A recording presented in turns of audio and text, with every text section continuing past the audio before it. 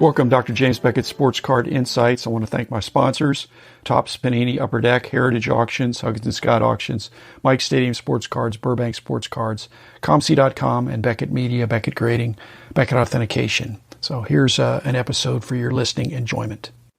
There's one question that's been in the back of my mind that I've never gotten around to asking you. And your background is in numbers and analytics.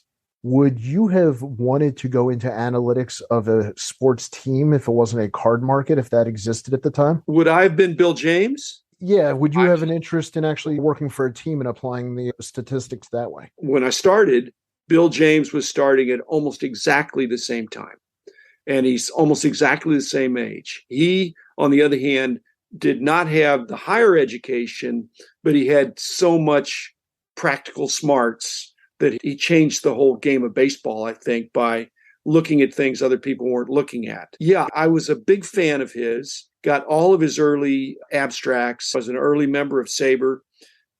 But I came to a fork in the road, Danny. I couldn't do both. I was either going to be a card guy or I was going to be a baseball analytics guy. And as much as you think that baseball analytics translate into card prices, they do eventually. But I really had to set that aside, even though it would have been a passion for me when I was a professor. Did some stuff with that, but the authoring and publishing just got too big. And I had a tiger by the tail and I had to drop it. Now looking back, the way it turned out, I have zero regrets. But if you go back into the 70s, and if the Pirates would have offered me a job to be their assistant general manager for SABR stuff, sabermetrics, again, those jobs didn't exist. But if they had, I would have been really intrigued. And I would have employed the technique that I try to do, and that is that I say, no, I can't do that, but here's what I can do. That would have been a really interesting job to do if I was already a professor. It's something I couldn't have done as a side gig if I had the company and the magazine and the books and all that stuff. But when I was a professor, before I'd started doing annual price guides, and somebody had made me an offer, that would have been very persuasive because I think that'd be really cool. I'm analytical and I'm creative. I'm not daunted by challenges like that. So do I say that Bill James lived out my dream? No, I lived out my dream. He lived out his dream, and I admire what he's done. And I think I could have done some of that, but hats off to him. I did what I did. No regrets. Okay. You want a crazy one? Sure. Okay. There's a big announcement after the Super Bowl, and it's from Tom Brady, TB12. And I'm being semi-facetious. Derek Jeter has a grading service now. TB12 is starting a grading service, and this will be in February of 2023. The TB12 means 10 is gem mint, 11 is pristine, and 12 is perfection.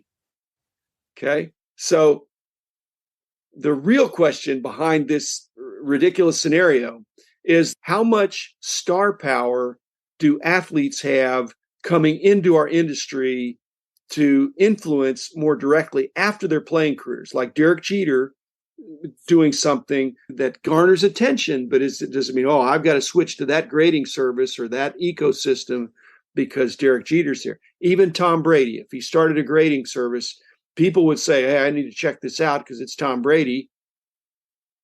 Two-part answer. First of all, I think Giselle gets to decide if he starts the grading company or if that counts as retirement. She may be taking half of what he's got right now. Maybe he'll have to. Maybe he'll have to. I know. I keep commenting on the corporate involvement in the hobby and the double-edged sword. I think there is nothing better for the hobby, the business, the card world, the memorabilia world than to have bright, likable people who are intelligent, funded, behind good projects to expand the market for everybody. Let me just make that blanket statement. That being said, with that becomes a whole different ballgame financially. You are bringing in companies with wealth management investors. You're bringing in very large corporations behind the scenes of some of these names that we see out front. And the pressure that puts on the celebrities to be pushed upon the collectors, I think tends to be a little artificial. And I don't know that the collectors realize that's being put upon them.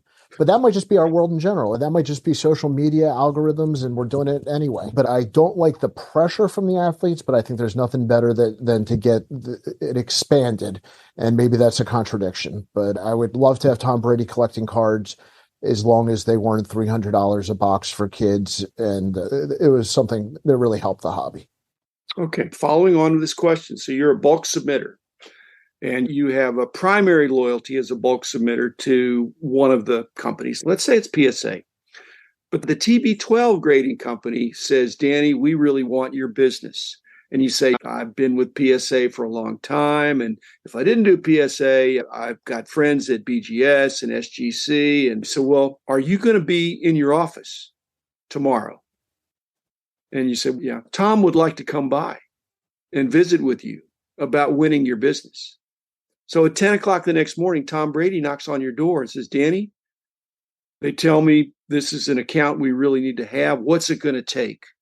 Can I sign some footballs for you? What are you going to do? What would most people in the hobby do if Tom Brady said, if you're my friend, you're going to grade with my company? You slipped in a second question. Most people in the hobby wouldn't take that deal. Absolutely 100%. Yeah. Maybe I'm a little jaded after working for two teams. Yeah, Tom Brady can keep his autographed footballs, and I will keep my PSA 10s. Long term, I don't know that I want to jump on the TB12 pricing bandwagon. But your point is well taken. Are there going to be ecosystems of companies?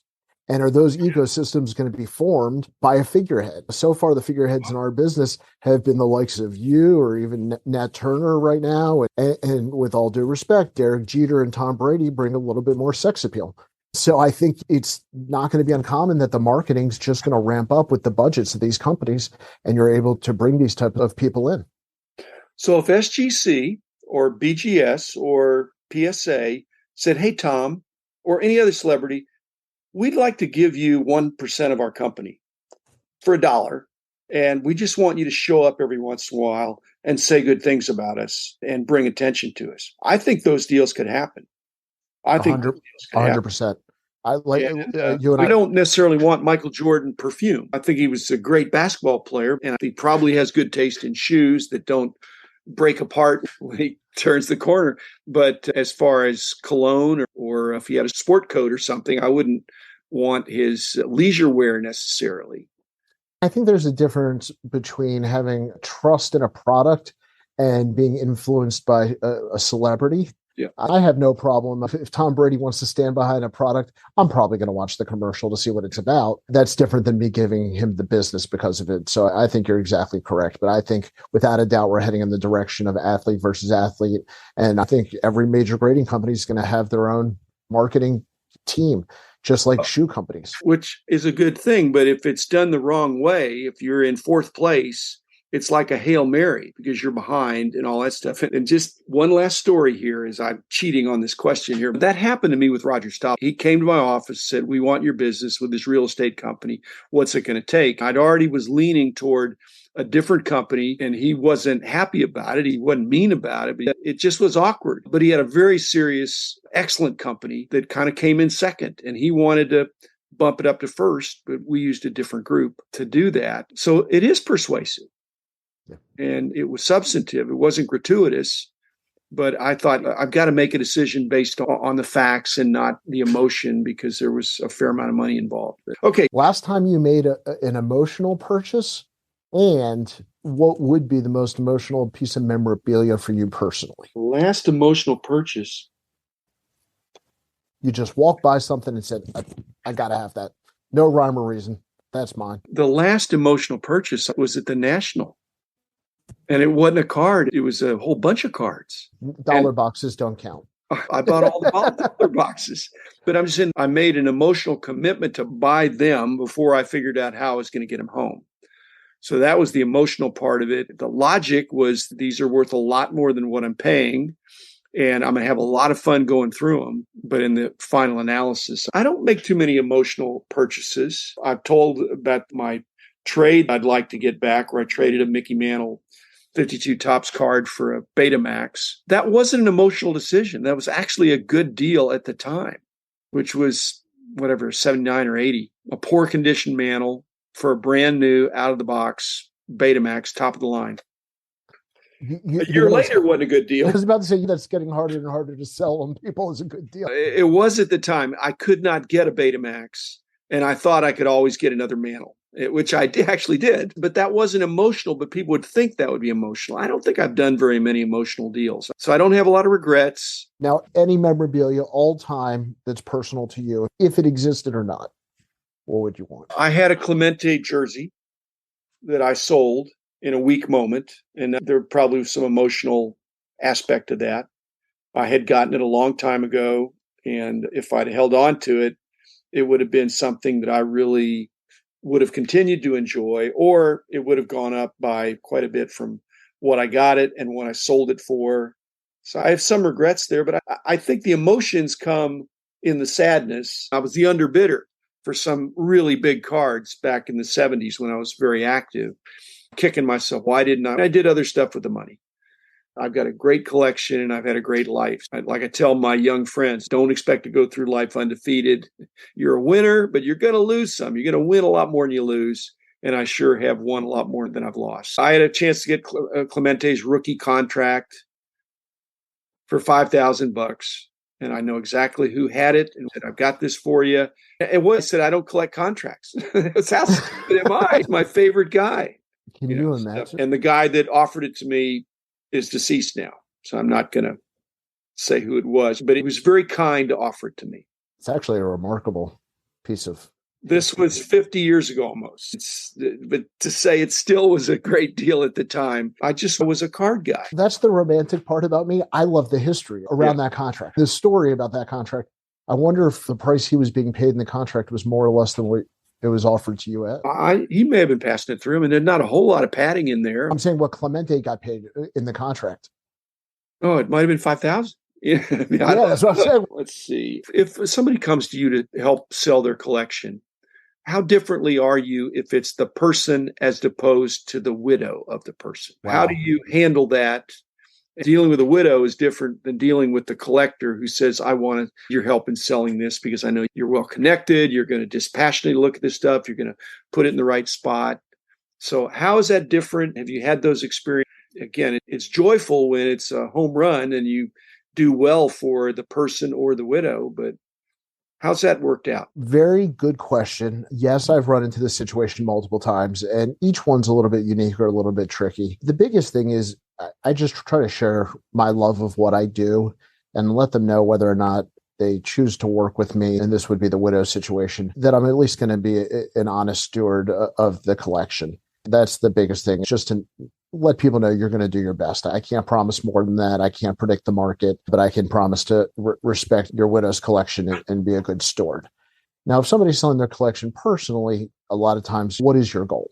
Is it instant liquidity? Is it maximizing return, even if it takes a while to sell? And then you're having different types of conversations. A lot of times people want to upgrade their cards. They want to take a couple mediums and go to a large. And I love the pyramid up theory. So there's a whole different direction that the client wants to go in. But the biggest thing is also finding the right way to help them sell the items. You have to know who you're working with. And that gets back to the relationships in the business. I'm typically not the final buyer. So I just want to make sure that if it is the situation, that I know that somebody with a little bit more TLC might be involved in the transaction versus somebody who's going to be maybe a little bit more analytical in a different bedside manner with the widow. In either case, you would parse the collection into certain kind of stuff goes this direction, certain kind. You wouldn't look for a one size fits all necessarily, would you? It depends on the collection. Some of them, as you and I know, some people have very definitive collecting goals. So I might find somebody who did collect every top set from 52 through 66. Those are probably going to one buyer.